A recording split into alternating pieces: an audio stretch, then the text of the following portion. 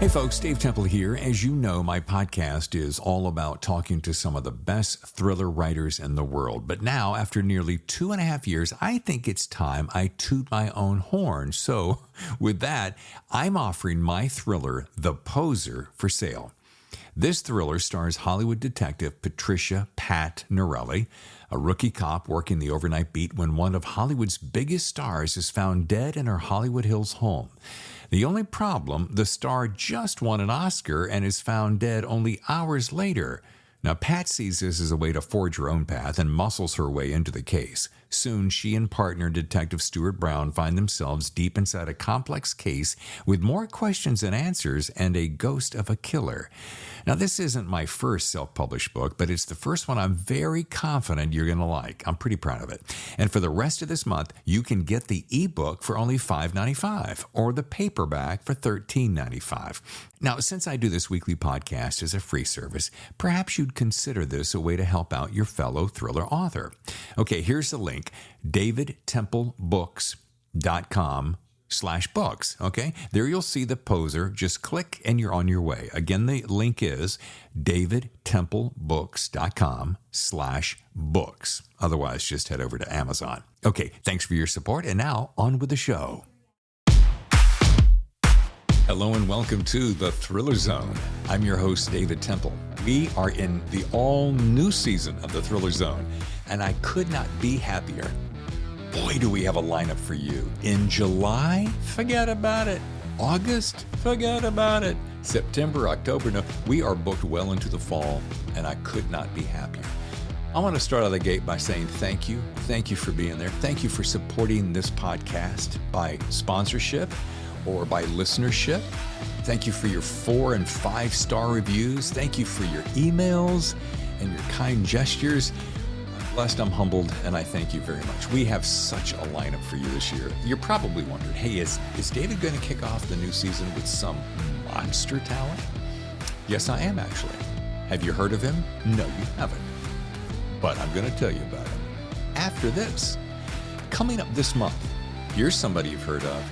Dean Koontz, author of The Big Dark Sky. I got a chance to sit down with Dean Koontz, and you are going to be amazed at some of the things that you are going to learn about Dean that maybe you didn't know. Next week, this just in, Brad Thor, Rising Tiger. Oh, baby, I'm excited about this. I have been thinking about talking to Brad Thor. I know, excuse the geek out. I've been thinking and hoping about talking to him, maybe a year. So finally, Brad Thor has opened his schedule for us. But as I said, as part of our Discovering New Author series, Brian Lebeau has written a book called A Disturbing Nature.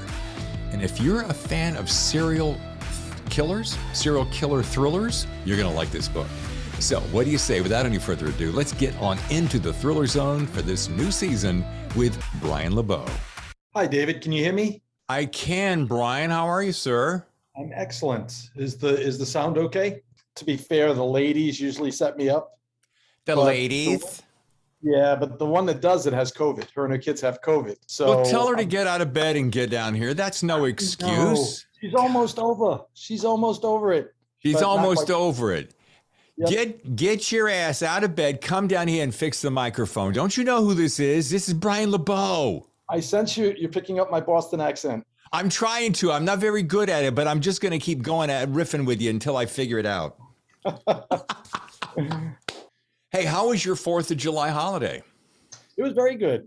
Went over to a friend's house. They had a great purview over the town here in Ramona, and they shot up fireworks from the high school. It was amazing. It was actually really good. The kids were in the pool the whole time. Nice. Daddy didn't get in the pool? Dad gets in his own pool. He doesn't normally get in other people's pools. Dad's a wee bit of a germaphobe. It's okay. It's just who I am. No, I like to go in at night when everybody else is asleep and just relax when the water's super warm. I'm not much for going in when there's 40 people in the pool. Yeah, I'm with you. And you're naked. That's a whole different thing. You don't I know. Nobody wants to swim naked but me, so it's uncomfortable for them. Hey, listen, don't take this the wrong way, but I would come swim naked with you just because, it'd be fun. Why do you need anything to inhibit the enjoyment of being in a pool? Brian Lebeau, and his book is A Disturbing Nature. This is his debut. That means he is a new member of the Discovery New Author series. So this is a dandy little read. Dude, I got to tell you, can I just be frank with you? Yeah. Let's be frank and earnest. I'll be frank, you be earnest, okay? All right. That was my father's name. Thank you. 480 pages. And this is going to show my age, but tiny print. I had to stop a couple of times to let my eyes rest a little bit. No, I get it. I get it. You don't want to pass 500. The cost of producing them goes up substantially if it crosses 500. I will say this. I probably shouldn't go off on this tangent, but I'm fresh off of 3-day holiday, so I've got energy and enthusiasm, and you seem like a super swell guy that I can just be myself with. But I got to tell you, your next one, cut it down a little bit, would you? Make it a little more digestible. I'm kidding. I'm totally No, kidding. that's okay. The second, because the 4-book series runs off of the same characters, No. the second book and third book are much shorter. This Okay. one was 147,000 words. Oh, did I not turn this? Oi. Oy. Honey, turn off my phone, would you? I have the girls do my Where phone. and my- are they today? In any event, the second book right now is going into edit. It's about 105,000 words. So that's pretty much closer. But the first one required, because it's a true psychological thriller, all that upfront material to really get to know the characters and inside the heads of the main characters. So I went back and forth on, do I distribute that across 4 books? And I said, no, not in the end. I think it means more. Well, I will say this. I run across a number of debut authors, and none are quite as prolific in depth as this. There's no right or wrong. There's no good or bad. I don't care if you write 200 pages or you write 700 pages. The chances of my reading your 700 pages are going to be more challenging because I'm reading several a week. But that notwithstanding, that sounds so professorial, didn't it? It really did. And having been a professor, it was right on. Brian, that notwithstanding, you'll find. No, what I want to say is that it's a great compilation of feelings, and we're going to get into that in a second. So I don't want to get ahead of myself, but I do want to say you're from Massachusetts, in case anyone haven't figured out that yet. What is it about the R's? Do you guys just at birth take the R's and throw them away and go, they're not needed?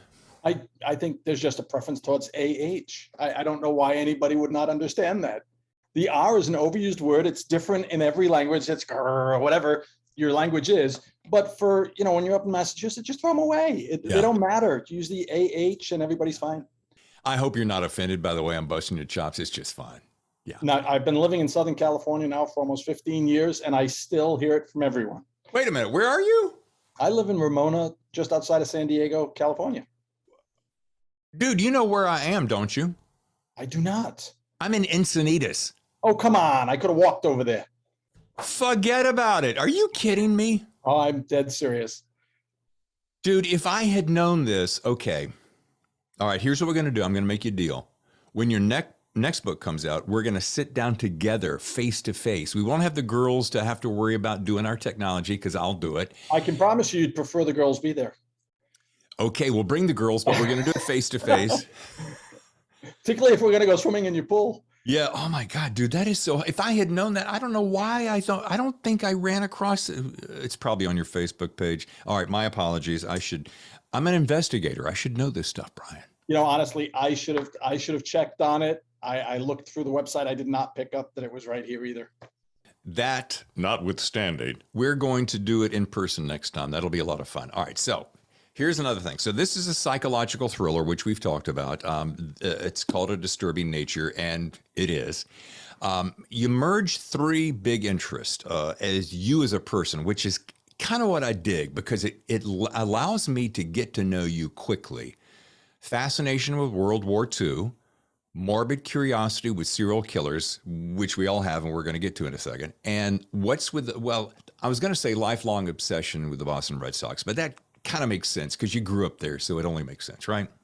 Yep. But here's the intriguing thing, folks, when you get to read A Disturbing Nature is how Brian blends several elements and incorporates them in an unusual fashion. Now, I'm going to tee you up. I'm not the kind of guy that goes, well, I read that such and such, but I want to tee you up so that you can go from there. But what I dig is that, you borrow from a couple of guys some of our listeners have heard about, Steinbeck, Hemingway, okay, and Chandler and Leonard and so forth. But I'd love to get your intake, your input, your take on how you were able to pull the influences of those classic masters in without copying into your thriller.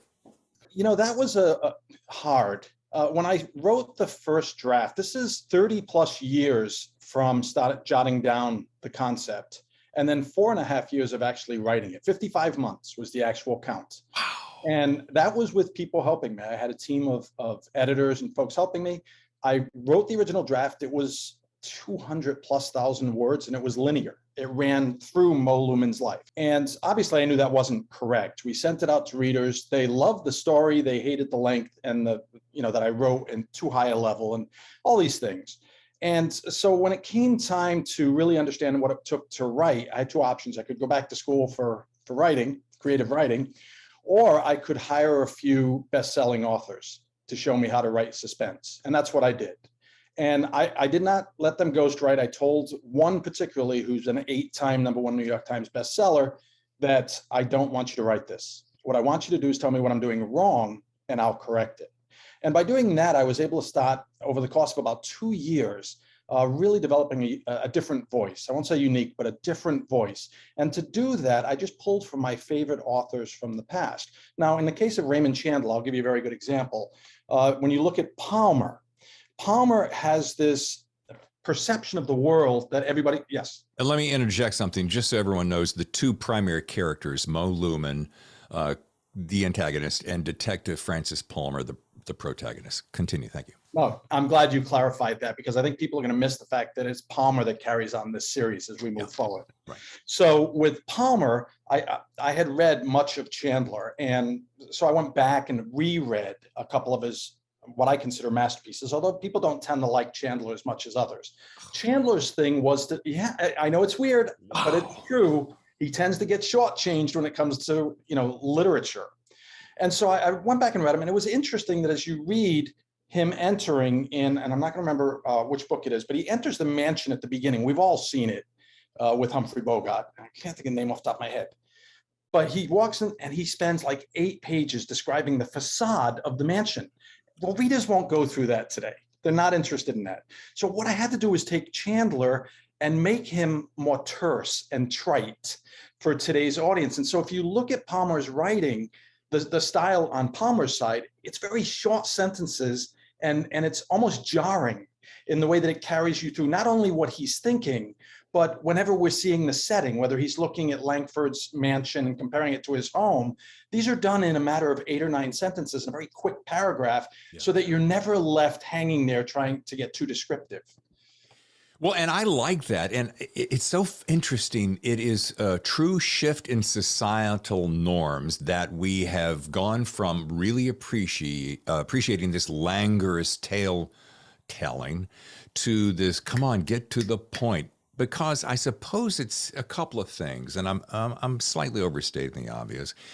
Shorter attention spans, more competition for our attention, and in that competition for attention, we've got more channels of information coming at us. We got TV, we got streaming, we got movies, we got phones. The phones are kind of slowly ruining us in a lot of different ways. But so I dig that, and I think it's intuitive of you to follow the society push, while still you haven't sacrificed the literary craftsmanship, because like I mentioned, at sub 500 pages, you're getting plenty of languorousness, not even a word, in there. When you look at Lumen's side, the same is true on Palmer's side, despite the fact there's a clear difference in style. I don't know if you recognized it, but you're looking at 2 different voices. And that's what took 2 years, was to come up with the distinct voices for those, using an omniscient narrator, which, oddly enough, when I sent it out to be edited through the publisher, she was more than halfway through the book, and she sent me a message saying, why did you decide to start using an omniscient narrator now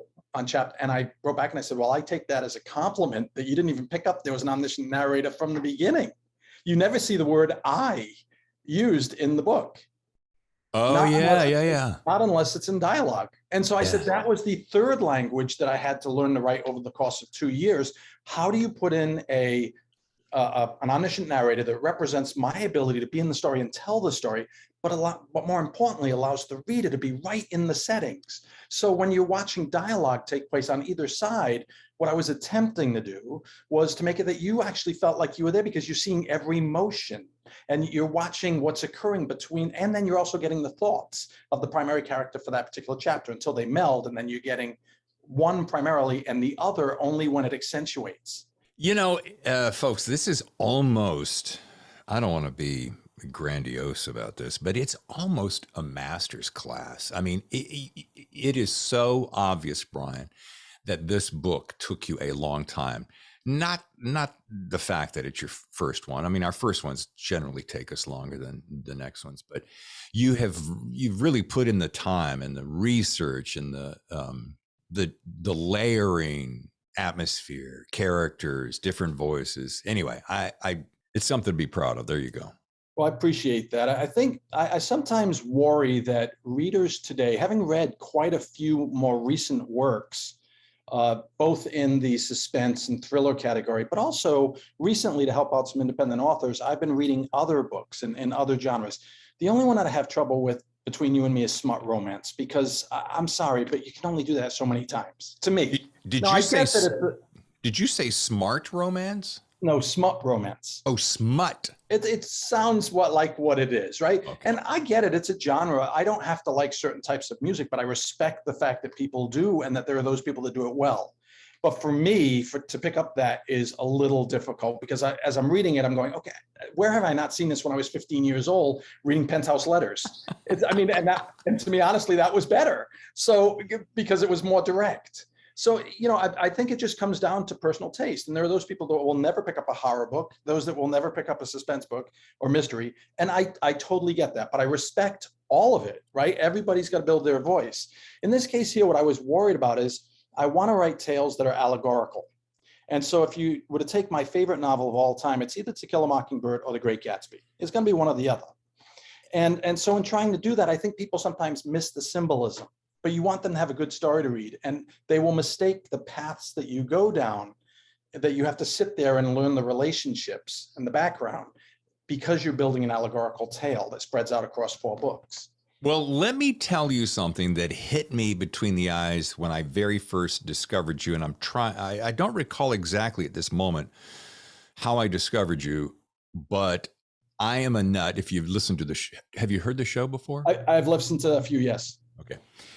One of my favorite things is covers. And when I saw your cover, for those who can see this at home, this cover, for whatever reason, I don't have an original copy of To Kill a Mockingbird, but I have it here. All right, go grab it because this reminds me of this for some reason. There's a time period sensibility of this that I can't put my finger on. No, I'm sorry. Oh, for God. I have the one that would have been read in the early 60s by his dad. Wait a minute, you don't have the original? The other one's at home, but I do have it. And that's what I style that after. In fact, a lot of people have picked up on that and said, that reminds me of To Kill a Mockingbird. It was purposeful because I felt this is going to sound haughty. I do not mean it to be, because nobody writing their first book should aim this high. But I looked at Mark Twain's Huckleberry Finn as being the great pre-Civil War work on racism. And then you take the Jim Crow law period, and I think most people would agree that To Kill a Mockingbird was that.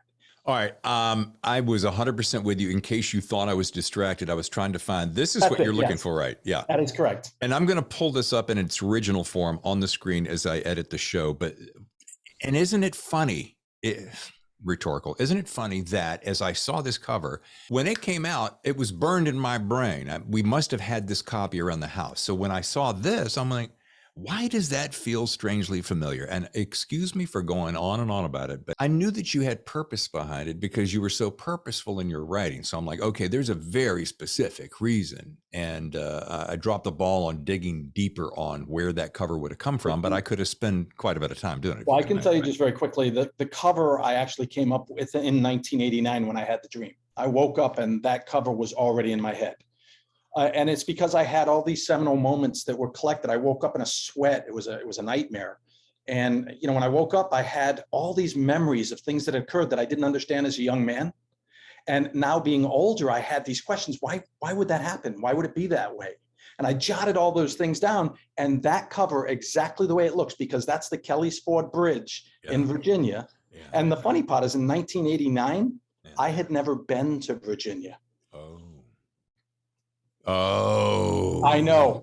It was weird. So when it came time to get the graphics person to put it together, and I kept being very specific, and they wouldn't get it. And I'd say, no, you gotta have this angle because we need to see this island, and we need to see the noose. We need to see the bridge running across, because it's the boundary between northern and southern. That river, Rappahannock, represents the sins of our fathers, which in this case most clearly is racism. That's the black-haired critters floating down the Rappahannock. But in Northern Virginia, there were virtually no, if you go back and look at the statistics, blacks that were hung. I think there were 3 in the Jim Crow law period, whereas if you look at Alabama or Mississippi, clearly it was much higher.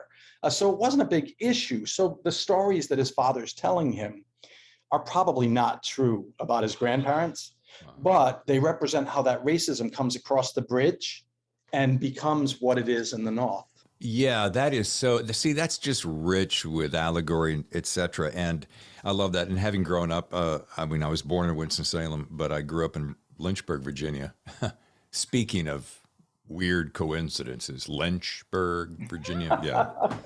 Don't get me started. All right, let's move on to this, because when I mention to my listeners these names, just bear with me a second and think about what comes to your mind. Buddy, Gary, Dahmer, Berkowitz. You think of serial killers, and then you think, what do those feelings conjure up? Which is dread and fear. Why do you think, Brian? And I'm curious, because you have a more than an obsession. You have a fond appreciation for, I suppose, serial killers. And I'm kind of like you. I can't get enough documentaries about serial killers. What is our fascination with that? Well, I think honestly it comes down to 3 words: unfortunate, misunderstood victims. I know that sounds weird. We always want to look through the world in a lens that's black and white. And yet, as we understand more and more about the background, the behavior, the experiences of serial killers, you can't help but be thankful. I mean, you don't necessarily go, oh, I feel so bad for them, but you're so thankful that you did not have the father that treated you the way they were treated, that you were given the opportunity to commiserate with people that strengthened your character, that you didn't become reserved and step away and get into your own mind and start to rationalize what the difference between right and wrong was and maybe slant the wrong way. I don't know that we've taken enough time. That was the distinction I wanted to get with the serial killers. Another thing I think people will not understand is this book series starts on the day that Ted Bundy is arrested, August 16th, 1975. It ends in the 4th book on the day that he is given the death penalty. Wow. What I wanted to do was take a period that is not the most well written about. People love to write about World War II, post-World War II, 1950s America, 60s, of course, the Cultural Revolution and everything else. They jump to the 80s and the Reagan Revolution, and the 80s make it, but the 70s kind of get missed out because it was a stagnant time in America. Things were closing down, things were opening up, but we weren't seeing the worst of those, whether it was the Vietnam War or it was the recession that we had in the early 1980s or inflation. And one of my favorite television shows on serial killer came along, I want to say last year or 2 years ago, Mindhunter. I loved that show. And it wasn't, my wife and I were sitting there watching, and all of a sudden we realized that, wait a minute, they're not using the phrase serial killers. They were using the phrase. Was it mass murderer? Maybe it was mass murderer, but that show related to me the fact that serial killer phrase did not come either right in that show or by the end of that show. Wasn't that the show that kind of discovered that and said? Well, it is those individuals that were involved initially in bringing the psychotherapy behavioral unit into the FBI. So a lot of those shows are dating back to a period where it would have not been customary to use the term serial killer. Right. The term serial killer was first used with John Wayne Gacy. It was used within the FBI as they were profiling him, and they had gotten to a point where they could indicate, because they had been watching him for a while, that he was in fact a serial killer, a person who was just going to serially keep killing. Yeah. And then it became widespread when it went to court. And then it became general public consumption. The serial killer was a term used for individuals like this, but it would have not been for Ted Bundy. Here's a question for you out of left field, Red Sox left field, of course. If you were a serial killer, what would be the dark that drives you, do you suppose? And would you concoct a catchy name? Two-part question. You're on. Wow, there's one that I have not been asked, and I haven't even asked myself. I can tell you that everybody, myself included, and it makes it hard when you're writing about a serial killer's thoughts, or at least a presumed serial killer's thoughts, right? I'll leave it at that so that we don't give anything away. But this is going to be recurring throughout the series. It's hard because you're going back to look at times in your life when you haven't been the best version of yourself, when you've let something inside you control a decision that you make. So I always try to point to a couple of things. One, when you're very, very young and you get the bully at school, now some of us, maybe we were the bully, but that's already the monster being unleashed. So that's pretty easy one. Yeah. But for most of us, we were the victim of a bully at some point in our life, even if it was a verbal abuse or whatever. Sure. When you're going through that, if it gets bad enough, you can probably recall thinking, God, if that kid would just move away, or if that kid would die, my life would be so much better. Or I forget, just kill him, yeah. Yeah, so you try to go, and you don't necessarily think about yourself killing him. You just hope somebody else will kill him. Yeah. Which, by the way, will enter into the series. Yes. Right? Because we want to really investigate all of these kind of dark elements. The other side is when sometimes you know that you didn't do what you would do for somebody else because you don't necessarily like the personality of the person that's involved. In other words, if I was an employer and we had 400 employees, there would be a certain number that I liked, either because in a view from someone else's perspective, they assimilated. They were part of the process of moving forward. They were part of the team. And then there were those that just didn't have the right personality. And maybe you didn't give them the same opportunities. Maybe you didn't listen as well when they were talking. And to me, that's kind of allowing maybe a dark part of yourself to come out, because in reality, in that setting, we should be equal to everyone. We like to believe that we no longer have any hate or jealousy or prejudice, or come on. We have to accept the fact that if we don't learn to understand those things that sit inside us, sometimes it's just a simple concern that we have when we're in the wrong neighborhood that indicates the prejudice that still resides inside us. If you get scared when you walk through a difficult area, an urban area that is not where the money resides, where the best education exists or is provided, you're signaling that there's a certain prejudice in that understanding that you should be scared being in that neighborhood. And I think we just want to ignore that. The same people that, again, young people today, they've got it figured out. Trust me, I had it figured out 30 years ago. And then along the way, I lost it all. I don't have anything figured out. And I think that's just common for all of us. And so we have to be real careful when we start judging, because as we judge and we point the finger at other people, that is really when we are allowing the darkest parts of ourselves to step out and be seen by others. And we're all guilty of it. Well, Dr. Lebeau, this time on the couch has been really profound, and I thank you for it. Now, I mean, and you didn't give me a catchy name, though. Let's pretend. The catchy name. I mean, come on. I gave you a question you'd never heard before. I'm gonna to be honest with you, I would use one that I put in the book, the foliage flogger. The foliage flogger. Yes, I would be the killer that would kill in the woods, because I prefer woods over water. Forest and mountains over water. So I'm sure I would be a killer like the killer in here. And I would kind of enjoy, I'd get humor out of being called the foliage flogger. But isn't flogging much like soft whipping, right? Yeah, well, I would take my time. Come on now, I'm not gonna, if I'm really having a good time with this, I'm not gonna rush it. Wait. In a world where one man is dangerous, he'll flog you to death, but it's gonna take a long time. Absolutely, absolutely. We're not gonna rush it here. We're gonna take all the necessary steps, and then we'll leave out telltale signs. Oh God, dude, that is so. Okay. Well, I don't know what. Well, you asked. Yeah, no. 100%. All right. Before we get to rapid fire questions and begin our wrap up, I always ask all authors their favorite piece of writing advice. It can be something you've learned from someone else, something you've read and picked up, your personal insight. What would you, Brian Lebeau, offer aspiring writers? I think that the hottest thing for a writer to learn, but the most important thing for them to master, I'm not saying that I've done that, but I think you have to if you're going to be a successful writer, is to really get inside yourself. The world presents you all of this stimuli. You can travel, you can see other parts of the planet, you can visit different people, different cultures, learn things. But the fact of the matter is, the most interesting stories, the most interesting things that you can possibly ever witness are the ones that you're going to dream up in your own head. And so don't be afraid to put them on paper, because some people really are afraid to. They're afraid that other people will think that's who they are. Be honest, put it out there. We all have, really strange dreams, fantasies, ideas about what we can and can't do. Let it out there, and then let people judge, and be willing to take the criticism. It's just a part of life. You're not going to succeed unless you get in the arena. Yeah. So just get in the arena and be full in, all in, let it out there, and let people critique it the way they want to. That is awesome advice. And I got to tell you something.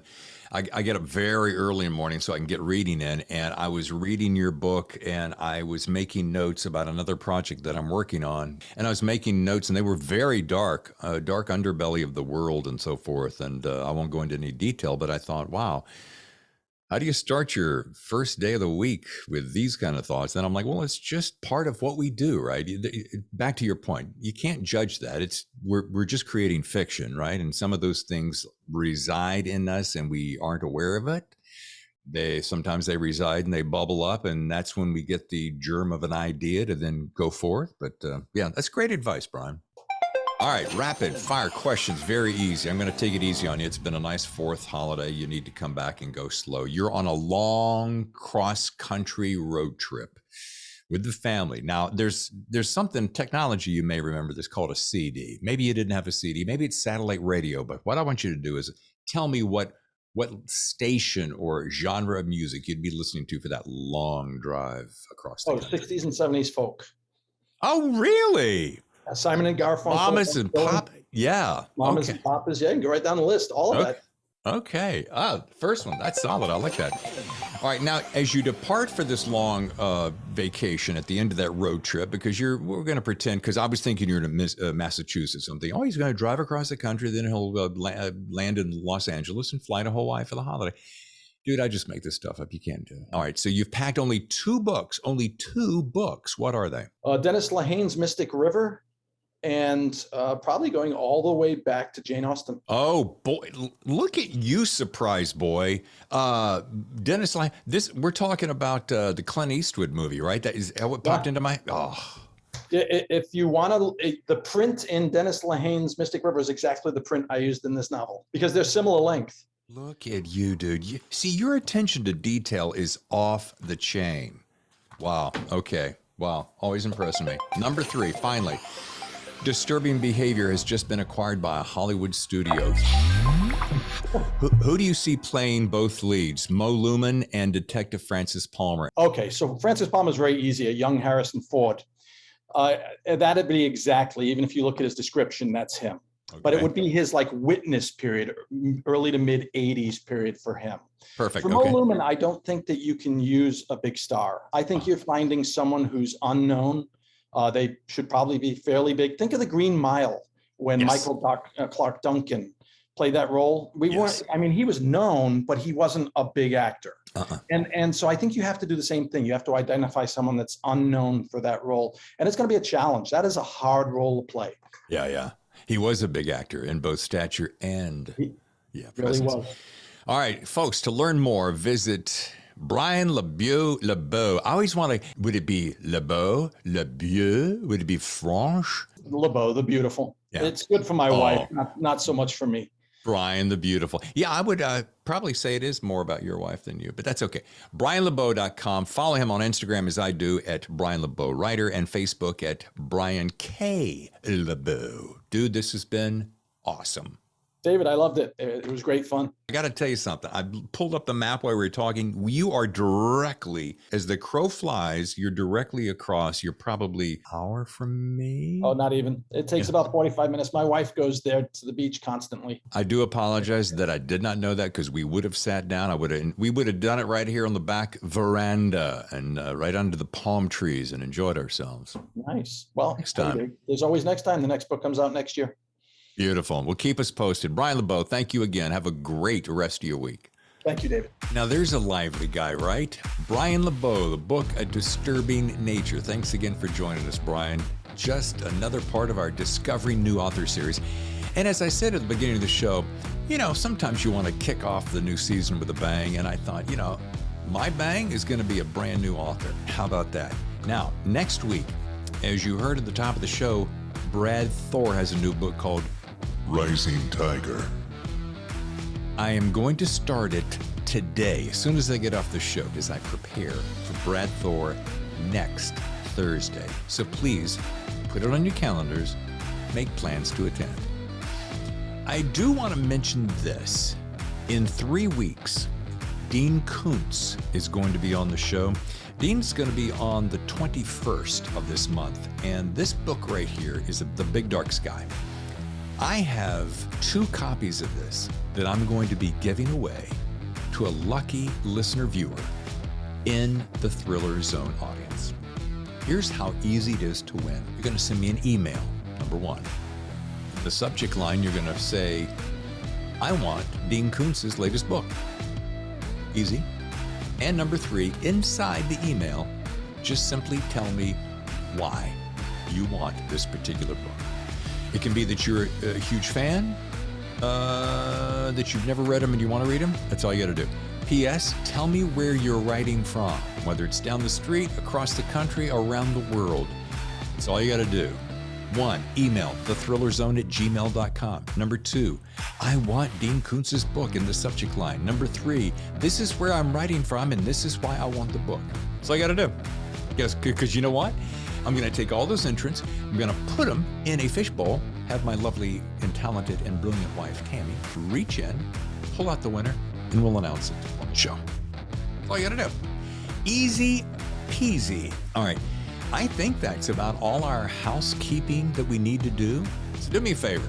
Join us next time, wherever you get your podcast, whether it's Apple Podcast, or Google Podcast, or Stitcher, Spotify, iHeartRadio, wherever it is. And of course, a lot of people just go right to the website, TheThrillerZone.com, and they find out where they want to listen at that time.